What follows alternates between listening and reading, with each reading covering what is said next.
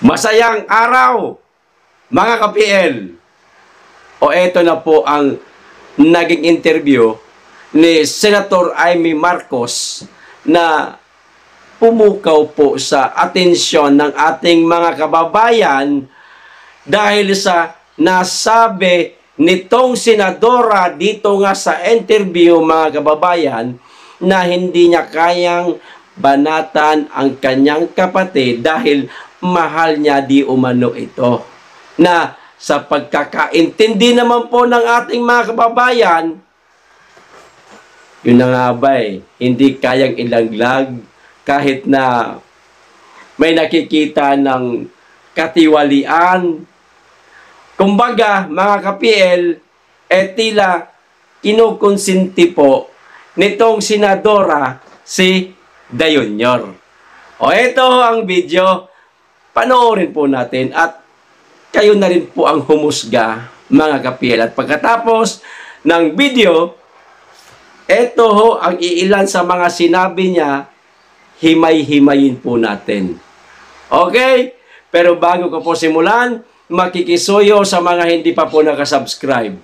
Baka naman at pakiclick na rin po ang notification bell para updated sa lahat ng upload. At huwag nyo pong kalimutan, palike naman po ang video. Maraming salamat. Makikisuyo lang po. O ito na ang video, mga kababayan. So, Senator Amy, a couple of months ago, we had you also, and you were talaga in the side of Sara Duterte, no? Nasabi mo nga talaga na dapat talaga, hindi natin, yung si Sara, no? Si VP Sara, kasi talaga naman, kumbaga, she was very instrumental in making your brother also the president. But now, you yourself said, no, na nag-escalate na, lumalala na po. Where do you stand now? What is your current relationship with VP Sara? Nagkakaroon na rin ba ng lamat? Kasi the First Lady also has already made a pronouncement na talagang siya, no? Talagang ilag na siya kay VP Sara. Bad shot na daw. Tapos, although your brother, the very, sabi mo nga, napakabait ng kapatid ko, sabi mo nga, si PBBM, sabi niya, talaga, no? masaya siya na at least meron siyang very supportive wife. Pero, hindi lang sanay daw si Lisa Araneta sa politika. So, kayo po, bilang kapatid, senador, kaibigan na matalik rin po ni VP Sara, where does this put you also? Well, ang totoo, kami ni VP Sara, tunay na naiipit sa gitna kasi ang kanyang mga kamag-anak ay panaybanat na at talagang bukas na ang pagbibira sa administrasyon. Samantalang siya ay bahagi pa rin ng administrasyon.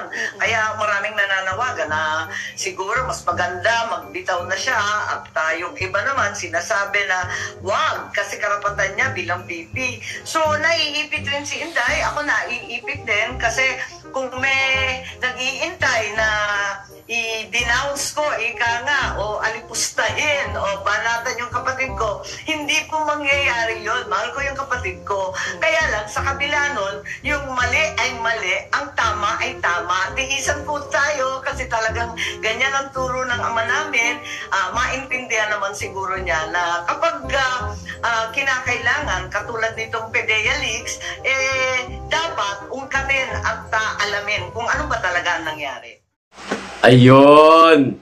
O eto na ho ang ilan sa mga sinabi niya, mga ka-PL. Sinulat ko siyempre para hindi po natin makalimutan. Ang una niyang nasabi, naiipit na daw sila ni VP Sara. Sa palagay ko po, Senator Amy Marcos, mas naiipit po si Inday. Bakit? Pangalawang pangulo ho siya. Mas mabigat po ang ginagampanan niyang trabaho kaysa sa iyo. At mahirap naman pong basta-basta niya na lamang pong talikuran ang kapatid mo kahit na may nakikita na siyang mga pulburon. Mga hindi na sang-ayon sa mata o pag-uunawa ng ating mga kababayan. Mas naiipit po si Inday kaysa sa iyo. senadora lamang po kayo eh. Di ba? Opinion lamang po namin yan. O, ito pangalawa. O, panay banat daw ang mga kamag-anak ni BP Sara. Teka. Linawin ho natin, butihing Senadora Amy Marcos. Nananahimik po ang mga Duterte mula nung umupo po ang inyong kapatid. Katunayan nga, nakasuporta nga ang buong pamilya ng Duterte sa kandidatura ng iyong kapatid dahil nabuo nga itong unit team. Kahit na ilang beses pong sinabi ni Tatay Digong na meron tayong kandidato na kumakain ng pulburon. At kahit na ang gusto sana ni Tatay, presidente ang tatakbuhin ni BP Sara, sumuporta pa rin po ang mga kapatid ng pangalawang Pangulo sa unit team, lalong-lalo na ho sa kapatid ninyo. Maliho na nasabi ninyo na panay na ang banat ng mga Duterte. Parang si Inday Sara ho yata ang una nilang binanatan. Tanong niyo po dyan sa pinsan niyo. Si Tambaloslos, Manang Amy. Nanggaling po ako sa isang grupo ng mga vlogger. Na ang gustong mangyari, pabanguhin yung isang mama, kalabaw, buhaya, at siraan ang mga Duterte. Sinong hindi magagalit? Sinong hindi babanat? Na gustong sirain si BP Sara. O sino ngayon ang nauna? Duterte? O ang kapatid ninyo o si Tambaloslos? Di ba? Mas una pong siniraan si BP Sara. Ginamit po yung 125 million na confidential fund. Pinaratangan na ibinulsa. Kaya naman, umalma na ang mga Duterte.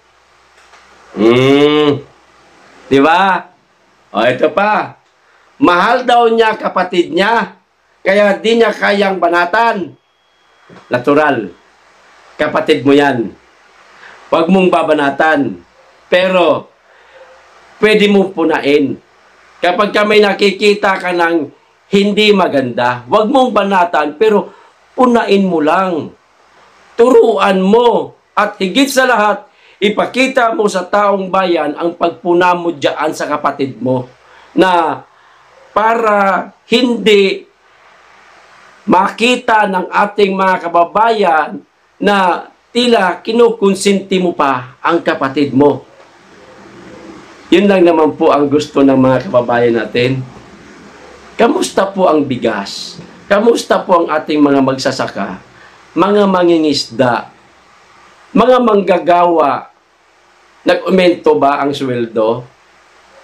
Di ba? Yan po ang laging sinisigaw ng ating mga kababayan na tila hindi naman po yata tinutugunan ng iyong kapatid, Senator Amy. O ito pa, dapat daw ungkatin ang tungkol sa PDEA leaks at alamin ang tunay na nangyari. Kayo ho, Senator Amy, kapatid niyo po siyempre si Da Junior. Magkasama kayo mula ng inyong kabataan hanggang sa magbinata itong inyong kapatid, natutong mag-party-party, natutong tumalon sa bakod ng Malacanang para makadalo sa mga party-party. Imposibleng hindi nyo ho alam yan. Ang alin? Yung pagpulboron o yung party-party? Parehas. Manang, Amy, isa ho kayo sa makakatulong sa katanungan ng ating mga kababayan kung yung inyong kapatid ba nalulong sa droga noon o hanggang ngayon. O baka lang hanggang ngayon. Ayan. Sana, dumalo kayo sa pagdinig sa Senado. Itong huling pagdinig. At sabihin ho ninyo ang katotohanan. Kayo na rin po mismo ang may sabi, di ba? Ang tama ay tama at ang mali ay mali. Yan. Kung alam ho ninyo na baka hanggang ngayon ay kumakain ng pulburon ang kapatid mo, abay mali. Dapat sabihin mo kung ano ang totoo na ito ay mali. Tumulong po kayo sa committee ni Senator Ronald Bato de la Rosa. Di ba? O di kaya maglabas na lang kayo ng maikling short video at ipaalam kung ano ho ang nalalaman ninyo tungkol sa inyong kapatid. Tama ay tama, di ba? At mali ay mali. O di, gawin nyo po yung sinabi ninyo. Gusto nyo palang ungkatin ang tungkol sa Pedialex, hindi tumulong ko kayo, Manang Amy. Yan lang naman para matapos na po ang issue dyan at manumbalik na po ang lahat sa pagtuon na lang sa problema kinakaharap ng ating bansa at napakarami nga naman talagang problema na tila wala naman po nagagawang solusyon. Yan lang po, Manang Amy. Hindi po namin kayo binabanatan, Manang Amy, ha? Ginagalang ho namin kayo. Ang sa amin lang ho, sana makatulong kayo sa matagal lang usapin tungkol dito sa pagiging polboronic di umano ng inyong kapatid. Tahimik ho kayo sa mga bagay na yan. Okay? Hanggang dito lang po. Maraming salamat sa inyong lahat. Mag-iingat kayong lagi at higit sa lahat, mahalin po natin ang Pilipinas. Be blessed.